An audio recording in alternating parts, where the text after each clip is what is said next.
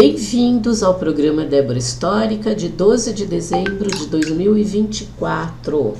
O motivo deste programa é resgatar e preservar nossas origens, memórias e histórias, as tradições de famílias, das nações e também buscar novos conhecimentos através de pesquisas e entrevistas. Além das matérias, temos uma agenda de eventos. O programa Débora Histórica vai ao ar todas as quintas-feiras a partir das 6 da manhã. Inscreva-se no canal, participe, compartilhe e dê um joinha para prestigiar o meu trabalho. Nós não devemos deixar morrer a nossa história. Continuando com a história da região do Butantã, daremos sequência com mais uma parcela do livro Butantã e Suas Veredas, escrito por Maria José Silva Querido em 1999. E mais uma parte da síntese biográfica de personalidades que dão nomes a logradouros e instituições na região do Butantã. Tem muitos, então isso daqui está só um resumo feito em 1999. Então as fontes dessas informações são Wikipédia, dicionário de rua, e mais algumas informações que eu vou dar no momento, tá? Então, é assim,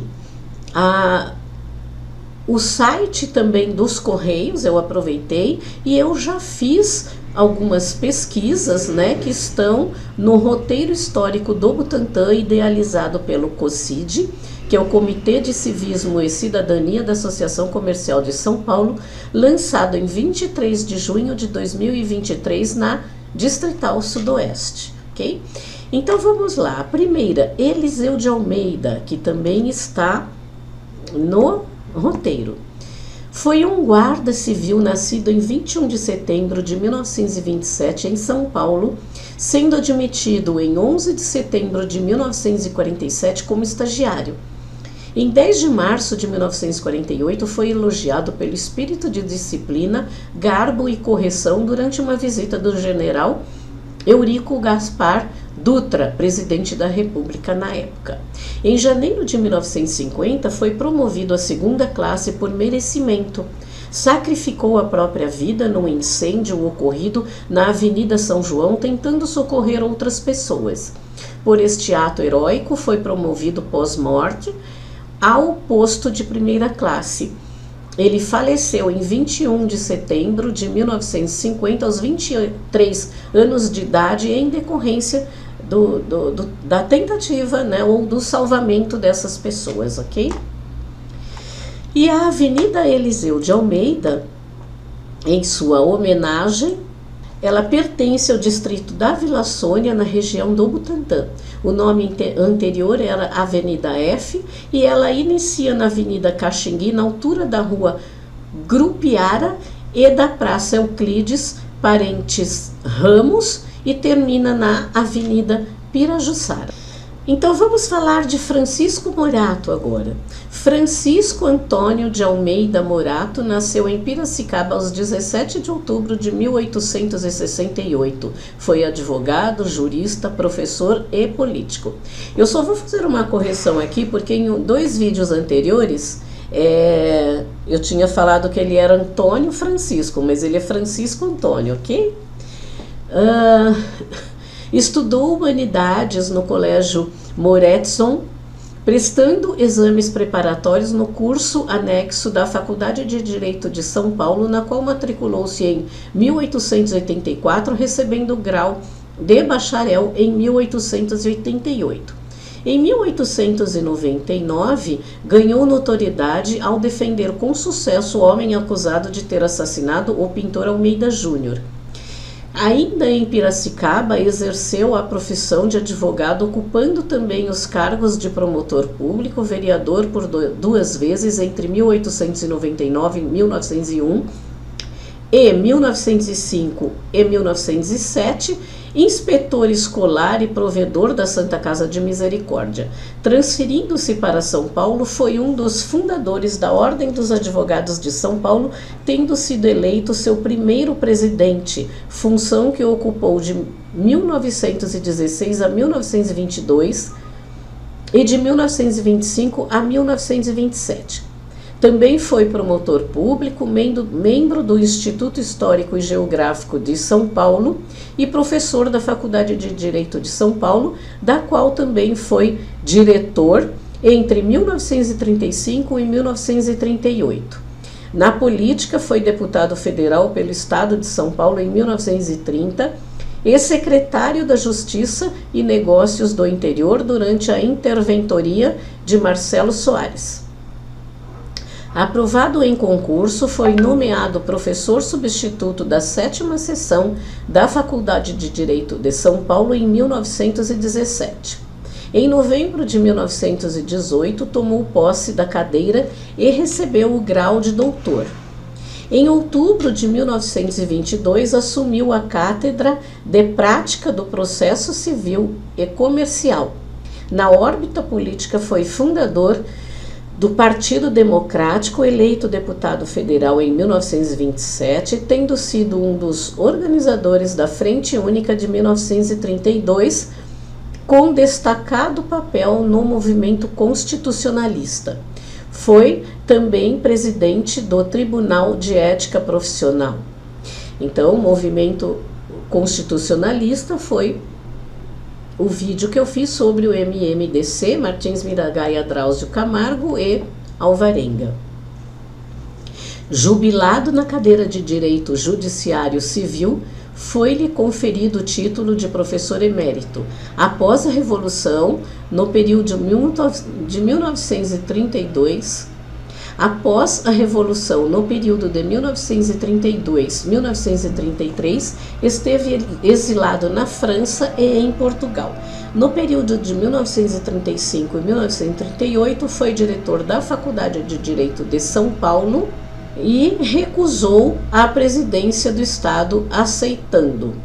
Faleceu em São Paulo em 12 de maio de 1948. E aí a Avenida Professor Francisco Morato, que aliás eu não gosto quando as pessoas falam Avenida Francisco Morato, né? Ele recebeu o título de professor, então ele é professor, Avenida Professor Francisco Morato. Então, a Avenida Professor Francisco Morato inicia na Praça Jorge de Lima, conhecida antigamente como Paineira, e termina na divisa do município de Taboão da Serra. Seu nome anterior era conhecido como Estrada de Itapecerica da Serra, antiga Estrada Professor Francisco Morato e trecho da Rua Lemos Monteiro. Ah, tá, e tem em homenagem a ele outras ruas, Professor Francisco Morato, e tem a cidade de Francisco Morato também, que é perto aqui de São Paulo, tá? Então vamos para Giovanni Gronchi. Nasceu em Pontedera, Pisa, aos 16 de novembro de 1887. Iniciou sua vida política em 1902 no movimento cristão, que anos mais tarde se transformou no Partido da Democracia Cristã. Participou como voluntário da Primeira Guerra Mundial e, em 1919, ajudou a fundar o Partido Popular Católico Italiano. Em 1922, participou do primeiro gabinete formado por Mussolini como subsecretário da Indústria e Comércio, mas em 1926 ele esteve entre os 123 deputados que renunciaram, denunciando a ditadura imposta por Mussolini. Privado de seu mandato, viveu durante vários anos como comerciante. Em 1942, aliou-se ao movimento clandestino antifascista e tornou-se ministro do Comércio e Indústria durante o período da guerra, no governo do primeiro-ministro Ivanoe Bonomi, favorável aos aliados. Terminando o conflito, Giovanni Gronchi emerge como um dos líderes do Partido Democrata Cristão. Ocupou vários cargos no governo e foi nomeado membro da Assembleia Constituinte que elaborou as bases na nova república, sendo eleito presidente da Câmara dos Deputados em 1948. Gronchi venceu as eleições presidenciais em 1955 com o apoio de grupos dissidentes de direita e de esquerda do Partido Democrata Cristão, dos comunistas, dos socialistas, dos monarquistas e dos neofascistas, na mais estranha coligação política da história italiana do pós-guerra. A sua eleição foi motivo de preocupações para os Estados Unidos, que temiam a posição esquerdista de Gronchi.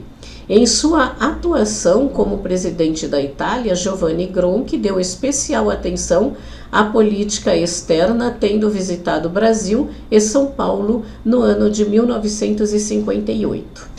A Avenida Giovanni Gronchi foi decretada e promulgada pela Câmara Municipal do ano de 1963, época em que Giovanni Gronchi ainda estava vivo, e o despeito da proibição que ainda vigora na legislação municipal de se dar nomes de pessoas vivas aos logradouros públicos. Giovanni Gronchi faleceu em Roma no dia 17 de outubro de 1978, aos 91 anos. Então, foi dado o nome da Giovanni Gronchi em 1963, ele estava vivo, né? Por isso que houve aí uma estranheza, vai?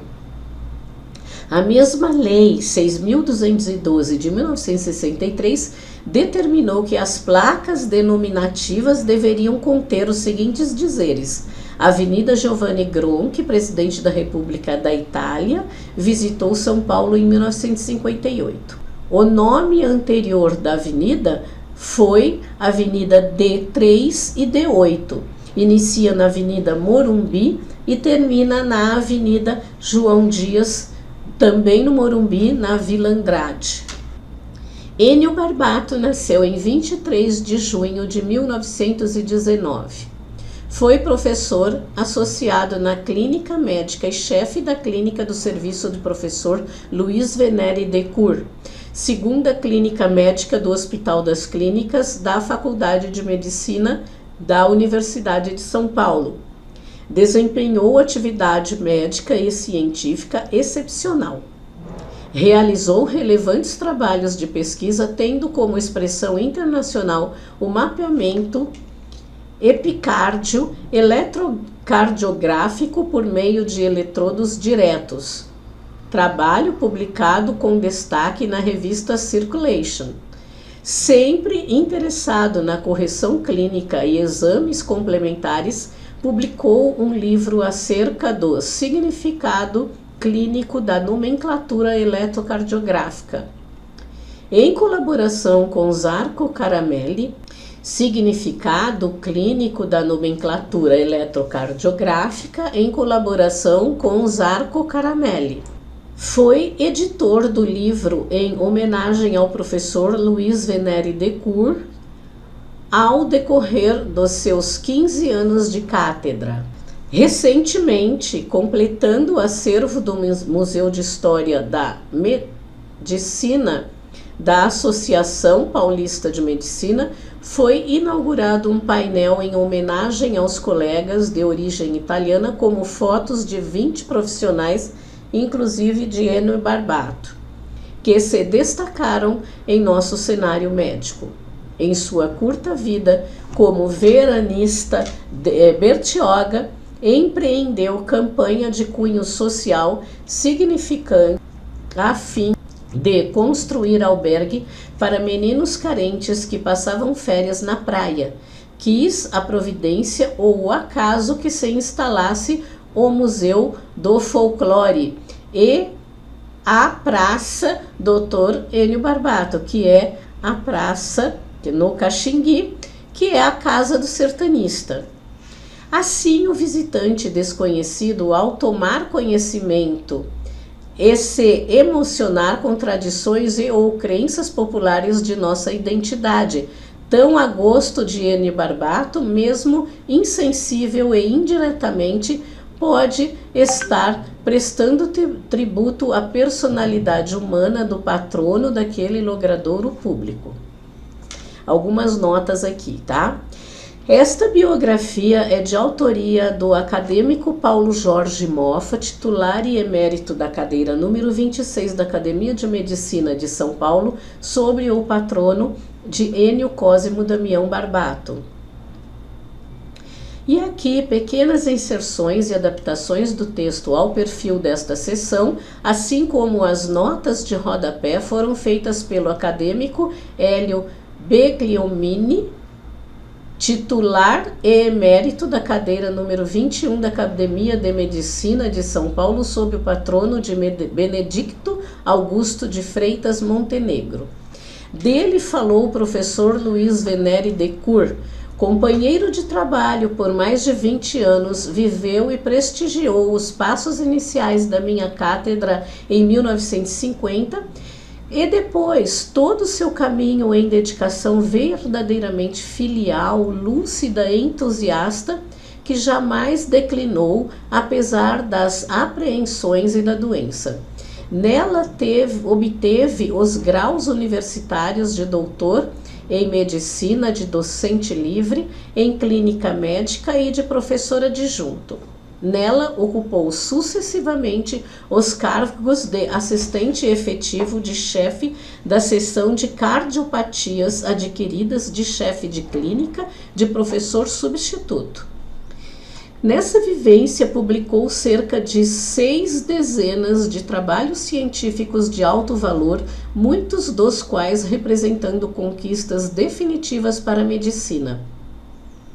Dentre eles, a análise dos fenômenos fisiopatológicos presentes na pneumopatia e na cardiopatia pulmonar esquitossomáticas, a determinação de aspectos eletrocardiográficos distintivos em cardiopatias reumáticas e luéticas e, muito particularmente, os rigorosos estudos sobre a sequência da ativação ventricular no coração humano em condições normais e patológicas, apreciada através de derivações epicárdicas diretas.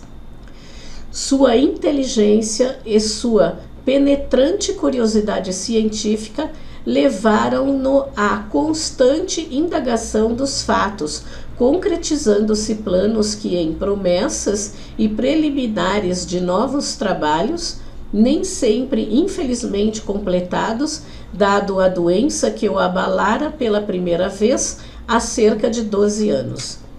Dele partiram as primeiras ideias sobre a biópsia transcutânea do coração humano, hoje de rotina em nosso serviço. Dele surgiram tentativas para a determinação da temperatura do sangue nas cavidades cardíacas, agora em uso em algumas clínicas europeias. E ainda as buscas para a averiguação do papel da fadiga e da tensão na gênese de alterações coronarianas em animais observados durante longo tempo em condições particulares, para a avaliação das manifestações cerebrais em determinadas anomalias congênitas, para a apreciação da influência das perturbações metabólicas discretas sobre a repolarização ventricular. Sua capacidade mental e sua sensibilidade levaram-no a amar as artes e as letras, e foi real humanista em geração que não se distinguia particularmente por essa qualidade. Fez versos na mocidade e viveu em íntimo contrato com a literatura e a pintura. Isso daqui, essa frase agora que eu vou falar, é uma continuação de algum outro texto, que tem os 3 pontinhos, tá? Distinguiu-se por extraordinária capacidade de fazer amigos, e não apenas entre nós, mas em todos os ambientes onde viveu. Assim foi no México, onde um magnífico estágio de 2 anos, de 1947 a 1949, fez nascer admiração e real afeto em todos os componentes do Instituto de Cardiologia. Assim, nos Estados Unidos da América do Norte, onde trabalhou na Heart Station da Universidade de Michigan em 1949, com a Cardiovascular Research Unit da Universidade de Vermont em 1956. Assim, ainda na Itália, 1960, onde uma permanência de cerca de 2 meses pareceu representar aos investigadores do Instituto de Cardiologia Sperimentale de Milão o vínculo de toda uma vida. Este culto à amizade fez com que não soubesse clinicar sem viver em sua integridade os problemas de seus pacientes. Já doente, reconhecendo suas próprias limitações, afirmava que cada cliente seria o último no sacrifício exigido à sua saúde, mas a afirmação era sempre e de novo desmentida no decorrer de anos pelo desvelo do homem que não sabia agir de outra forma. Na verdade, morreu sempre um pouco em cada doente que morria. Então, essa referência é de Decour, né? O que ele escreveu, que estão nos arquivos brasileiros de cardiologia sobre Ennio Barbato. Ele faleceu aos 46 anos de idade em 22 de março de 1966. Então, poxa vida, com só isso de vida, né? Ele fez bastantes coisas. Então, a fonte aqui é no site da Academia de Medicina de São Paulo, .org.br, na lista de patronos. E a praça, conforme citei há pouco, é onde localiza a casa do sertanista no Caxingui, e ela é limitada pelas ruas 2, Tenente Aviador Mota Lima e Ministro Alfredo Nasser, e a rua Deputado Babi Bacite. Fernando Caldas nasceu na cidade de Porto Alegre, no Rio Grande do Sul, aos 22 de dezembro de 1901. Fez parte dos estudos no Rio de Janeiro, no antigo Colégio Anglo-Brasileiro e na capital gaúcha. Seu interesse pelo esporte o levou à conquista do título de campeão pela equipe amadora do Grêmio Futebol Porto-Alegrense. Sua primeira passagem, em 11 de outubro de 1974, pelo Correio do Povo foi curta e variada. Exerceu quase todas as funções redacionais de repórter, de polícia, crítico de arte e cronista esportivo. Chegou a trabalhar durante algum tempo na gráfica do jornal. No começo da década de 1920, veio para São Paulo, onde trabalhou no jornal O Estado de São Paulo. Em 1922, voltou para o Rio Grande do Sul, trabalhou como diretor do Correio do Povo. Fundou um novo matutino, o Jornal da Manhã, em Porto Alegre. Nessa, deu uma importante contribuição na apresentação gráfica da época pequeno publicidade, que foi a criação dos anúncios classificados que abriram um novo boato na propaganda na imprensa diária. No Rio de Janeiro, para onde se transferiu anos mais tarde, fundou a Companhia Especializada em Anúncios Exclusivos. Foi diretor dos Diários Associados e diretor da Rádio Eldorado. Ele faleceu em 14 de abril de 1974, no Rio de Janeiro. A rua Fernando Caldas, ela é localizada no distrito do Butantã e começa na Rua 9 e termina na Rua 5, no Jardim Rolinópolis. Seu nome anterior era Rua 7. Francisco Antônio de Souza Queiroz. Nasceu em São Paulo aos 8 de dezembro de 1806. Era o primogênito do brigadeiro Luiz Antônio de Souza e de Dona Genebra de Barros Leite. Sim, o brigadeiro Luiz Antônio da Avenida Brigadeiro Luiz Antônio. Seu pai, oficial do exército de Dom João VI, brigadeiro, veio para o Brasil como membro da comitiva. Sua mãe era natural de Itu, figura ilustre e atuante na vida pública paulista. Foi casado com uma filha do senador Vergueiro, juntamente com os conselheiros Leôncio de Carvalho, Vicente Pires da Mota e de Doutor Rodrigo Silva. fundou em 1874 a Sociedade Propaganda da Instrução Popular, da qual em 1882 surge o Liceu de Artes e Ofício de São Paulo. Sua chácara velha, entre aspas, situa-se onde hoje está a Biblioteca Municipal Mário de Andrade, na Rua da Consolação com a Avenida São Luís. Não preciso nem falar mais, né? Eu acredito que todo mundo saiba onde é a Biblioteca Mário de Andrade. O Barão Francisco de Souza Queiroz faleceu em 4 de julho de 1891 em São Paulo. Seráfico de Assis Carvalho nasceu em São Paulo aos 14 de abril de 1916. Ingressou como médico na antiga CAFESP em 1º de dezembro de 1943, sendo nomeado diretor da divisão médica em 1º de fevereiro de 1944, cargo que ocupou até 1951, quando no então IAPFESP foi nomeada responsável pelo serviço de assistência médica, permanecendo até 1963. Em janeiro de 1965, foi nomeado assessor do delegado estadual do IAPFESP, tendo exercido o cargo até os dados de seu falecimento. Exerceu também no período de 1959 a 1962 o cargo de diretor do Hospital Infantil do Morumbi, hoje Hospital Infantil Darcy Vargas.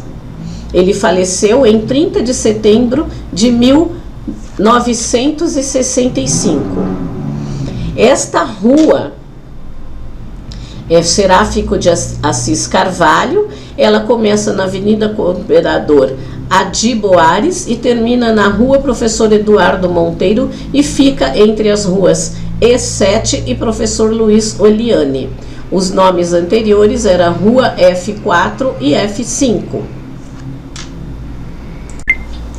E na nossa agenda cultural na Cidade das Abelhas é um parque em Budas Artes, na Grande São Paulo. Não é só diversão, é muito mel, própolis, pólen, favos e todos os produtos das abelhas que você pode adquirir na cidadesdasabelhas.com.br/produtos. O link está na descrição do programa ou pelos telefones 46140609 943026580 WhatsApp. E também é um local onde você adquirirá cultura, sendo uma ótima opção para passear com família, amigos e escolas e aprender mais sobre a importância das abelhas. Aproveite agora dezembro, férias, janeiro, férias, vamos passear lá com as crianças, né? Vá conhecer todas as atrações. O serviço é de quintas a domingo, das 10 às 16, o estacionamento gratuito na Cidade das Abelhas. E vocês podem adquirir os produtos também pelo meu WhatsApp 11 99 724, retira aqui na região da Vila Sônia, Morumbi, que aqui na verdade é Caxingui, ok? Mostra de Cinema Italiano começa dia 17/2/2025, então mais informações eu darei em janeiro, assim que eu tiver as informações, tá? E nós daremos continuidade na próxima semana com mais histórias e cultura. Desejo um bom final de semana para vocês.